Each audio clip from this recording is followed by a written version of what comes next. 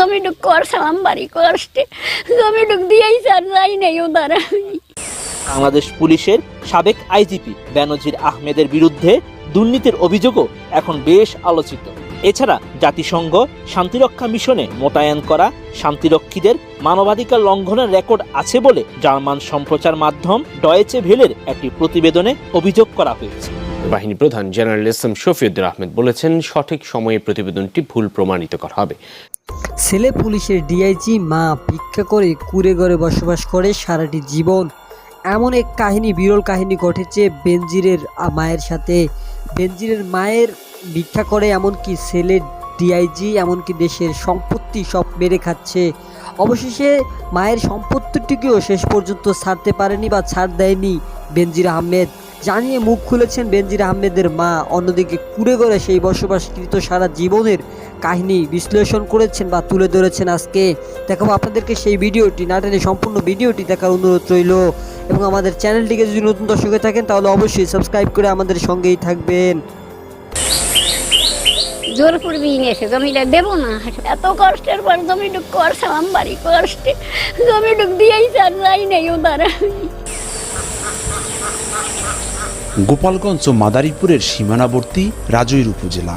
অবসরে যাওয়ার 1 মাস আগ পর্যন্ত মাত্র 2 বছরে প্রায় 90 একর জমি কেনা হয়েছে সাবেক আইজিপি বেনজির আহমেদের স্ত্রী জিশান মির্জার নামে। 113টি দলিলে কেনা এসব জমির বেশিরভাগই ফসলি জমি। এত জমি কেনার টাকা যোগান দিতে দুর্নীতি হয়েছে কিনা তা জানতে সাবেক আইজিপিকে সপরিবারে হাজির হতে তলব করেছে দুদক। আর এই সুযোগে নিজেদের উপর হওয়া জবরদস্তির বিষয়ে মুখ খুলতে শুরু করেছেন রাজৈরের ভুক্তভোগীরা। তাদের অভিযোগ, স্ত্রীর নামে জোর করে ফসলি জমি লিখে নিয়েছেন বেনজির আহমেদ, আর এতে সহায়তা করেছেন তৈয়ব আলী নামে স্থানীয় এক ব্যক্তি। জমি লিখে না দিলে নির্যাতনের শিকারও হতে হয়েছে অনেককে। জোর করবি নিয়েছে, জমিটা দেবো না। এত কষ্টের পর জমিটুক করছিলাম বাড়ি করতে, জমিটুক দিয়েই স্যার যাই নাই ও দ্বারা। দেখাইতে আবার এমন নিচ্ছে, আমাদের দলিলের উপর দিয়ে সে আবার দলিল করছে।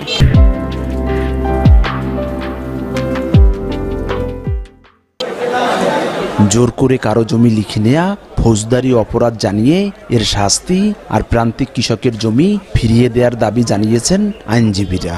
যদি এটা সত্য হয় তাহলে নিশ্চয়ই তার বিচার হবে, এবং আমাদের মাননীয় প্রধানমন্ত্রী এই ব্যাপারে জিরো টলারেন্সে আছে। এই ব্যাপারে ঊর্ধ্বতন কর্তৃপক্ষ তদন্ত করে দেখবে। 60 বিঘার অতিরিক্ত জমি থাকলে কোনো ব্যক্তির নামে বা পরিবারের নামে, সেটা কিন্তু সরকার আইন আমলে নিতে পারে। যারা ক্ষতিগ্রস্ত তারা যদি আইনের আওতায় আসে, মামলা করে, সেই ক্ষেত্রে কিন্তু বিষয়টি আদালত বিবেচনা করে দেখতে পারে। মাদারীপুরে সাবেক পুলিশ প্রধানের বিপুল সম্পত্তির খবর জেলায় ব্যাপক আলোড়ন সৃষ্টি হয়েছে। বাংলাদেশ সেনাবাহিনী ও র্যাবকে নিয়ে সম্প্রতি একটি প্রতিবেদন তৈরি করেছে জার্মান গণমাধ্যম ডয়চে ভেলে। এদিকে সাম্প্রতিক সময় সাবেক সেনাপ্রধান আজিজ আহমেদ ও তাঁর পরিবারকে যুক্তরাষ্ট্রে প্রবেশে নিষেধাজ্ঞা নিয়ে বেশ আলোচনা চলছে। সেই সঙ্গে সাবেক আইজিপি বেনজির আহমেদকে নিয়েও চলছে আলোচনা সমালোচনা। এবার এসব নিয়ে কথা বলেছে মার্কিন যুক্তরাষ্ট্র। বিস্তারিত জানাচ্ছেন শেখ ফরিদ। বাংলাদেশের সাবেক সেনাপ্রধান জেনারেল আজিজ আহমেদের উপর সম্প্রতি নিষেধাজ্ঞা আরোপ করেছে যুক্তরাষ্ট্র। দুর্নীতির সঙ্গে ব্যাপকভাবে জড়িত থাকার দায়ে তার বিরুদ্ধে এই নিষেধাজ্ঞা দেওয়া হয়। এদিকে বাংলাদেশ পুলিশের সাবেক আইজিপি বেনজির আহমেদের বিরুদ্ধে দুর্নীতির অভিযোগও এখন বেশ আলোচিত। এছাড়া জাতিসংঘ শান্তিরক্ষা মিশনে মোতায়েন করা শান্তিরক্ষীদের মানবাধিকার লঙ্ঘনের রেকর্ড আছে বলে জার্মান সম্প্রচার মাধ্যম ডয়েচে ভেলের একটি প্রতিবেদনে অভিযোগ করা হয়েছে। এসব বিষয় উঠে এসেছে মার্কিন পররাষ্ট্র দপ্তরের সংবাদ সম্মেলনে। আলোচিত এসব বিষয় নিয়ে ওয়াশিংটন তার অবস্থান জানিয়েছে। দেশটি বলছে, দুর্নীতি দমন ইস্যুটি মার্কিন নিরাপত্তা স্বার্থের কেন্দ্রবিন্দুতে রয়েছে। আন্তর্জাতিক অঙ্গনে শান্তি এবং নিরাপত্তা নিশ্চিতে শান্তিরক্ষা মিশন গুরুত্বপূর্ণ দায়িত্ব পালন করে। এছাড়া ডয়েচে ভেলের সাম্প্রতিক প্রতিবেদন সম্পর্কে যুক্তরাষ্ট্র অবগত বলেও জানানো হয়েছে। সংবাদ সম্মেলনে এক সাংবাদিকের প্রশ্নের জবাবে এসব কথা বলেন মার্কিন পররাষ্ট্র দপ্তরের মুখপাত্র ম্যাথিউ মিলার।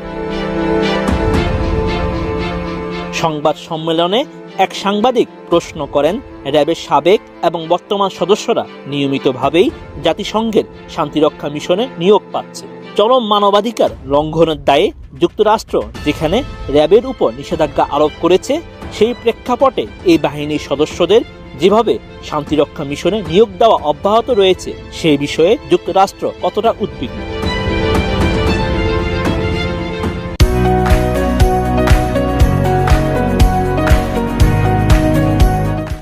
জবাবে ম্যাথিউ মিলার বলেন, এই রিপোর্টগুলো সম্পর্কে ওয়াশিংটন অবগত।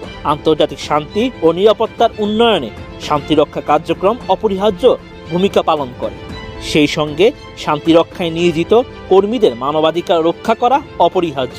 UN ডিউ ডিলিজেন্স পলিসি অনুসারে জাতিসংঘে সৈন্য এবং পুলিশ পাঠানো দেশগুলোর নিজস্ব প্রত্যয়নের উপর নির্ভর করে যে তারা আন্তর্জাতিক মানবিক আইন লঙ্ঘনের সাথে জড়িত সেনা বা পুলিশ সদস্যদের শান্তিরক্ষা মিশনে পাঠাবেন। পৃথক আরেক প্রশ্নে ওই সাংবাদিক জানতে চান, বাংলাদেশের সাবেক আইজিপি বেনজির আহমেদের বিরুদ্ধে ব্যাপক দুর্নীতির বিষয়টি গণমাধ্যমে প্রকাশিত হয়েছে। তার বিরুদ্ধে 2টি মার্কিন নিষেধাজ্ঞা রয়েছে। কোনো মার্কিন সংস্থা বেনজিরে কোনো সম্পদের খোঁজ পেয়েছে কিনা, যদি পাওয়া যায় যুক্তরাষ্ট্র সেসব সম্পদ জব্দ করেছে কিনা, একইভাবে দুর্নীতিগ্রস্ত সাবেক সেনা প্রধান জেনারেল আজিজ সম্পর্কে কোনো তথ্য আছে কি? জবাবে মার্কিন পররাষ্ট্র দপ্তরের এই মুখপাত্র জানান, প্রথম প্রশ্নটির বিষয়ে তার কাছে সুনির্দিষ্ট করে বলার মতো কোনো তথ্য নেই। দ্বিতীয়টির ক্ষেত্রে বলবো, আপনার উল্লেখ করা অভিযোগ এবং গণমাধ্যমের প্রতিবেদন সম্পর্কে ওয়াশিংটন অবগত।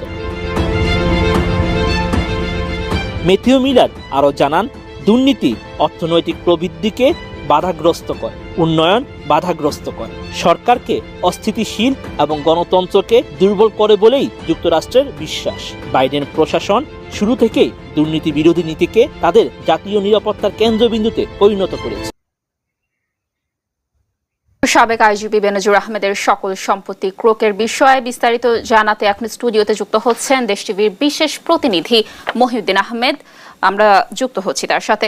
মহিউদ্দিন, আপনাকে স্বাগত দেশ টিভির স্টুডিওতে। আপনার প্রতিবেদনে যেমনটি দেখছিলাম যে বেনজির আহমেদের সকল সম্পত্তি ক্রোকের নির্দেশ দেওয়া হয়েছে, কোন প্রেক্ষাপটে আদালত আসলে এই আদেশ জারি করলো? দেখেন, ধন্যবাদ আপনার মাধ্যমে দর্শকদের। সেটি হচ্ছে গত কয়েকদিন আগে, প্রায় 15-20 দিন হতে পারে, এর আগে দুর্নীতি দমন কমিশন একটি অনুসন্ধান শুরু করে। সেটি আদালতের নির্দেশেই অনুসন্ধান শুরু করে বেনজির আহমেদের যে সম্পত্তি আছে সেই সম্পত্তিগুলো কোথায় কী অবস্থায় আছে। আসলে একটি দৈনিক পত্রিকায় এই রিপোর্টটি হয়েছে। এটি বাস্তবতা দেখার জন্য ভিতর থেকে আসলে এই ঘটনাগুলো ঘটেছে কিনা। এদিকে আবার বেনজির আহমেদ নিজে দাবি করছেন যেগুলো মিথ্যে অভিযোগ। তেমন প্রেক্ষিতে দুর্নীতি দমন কমিশন একটি টিম গঠন করে 3 সদস্যের, তারা অনুসন্ধান কাজ শুরু করে। তো যদি কোনো তার বিরুদ্ধে অভিযোগ শুরু হয়, যখন দুর্নীতি দমন কমিশন মনে করে যে এই ব্যক্তি অভিযোগ ওঠার পরে অনুসন্ধান চলা অবস্থায় এই সমস্ত সম্পত্তি হস্তান্তর করতে পারে, কারো কাছে বিক্রি করে দিতে পারে, ধরেন এটি অনুসন্ধান হইতে আরো 3 মাস সময় লাগতে পারে, 4 মাস সময় লাগতে পারে, যেহেতু অনেকগুলো সম্পদের অভিযোগ। তো সেক্ষেত্রে এর মধ্যে দিয়ে বেনজির আহমেদ তার এই সম্পদগুলো যদি কারো কাছে বিক্রি করে দেন, তাহলে সেটি তিনি বেঁচে যাওয়ার একটা সম্ভাবনা থাকে। সেই বিবেচনায় দুদকের কর্মকর্তারা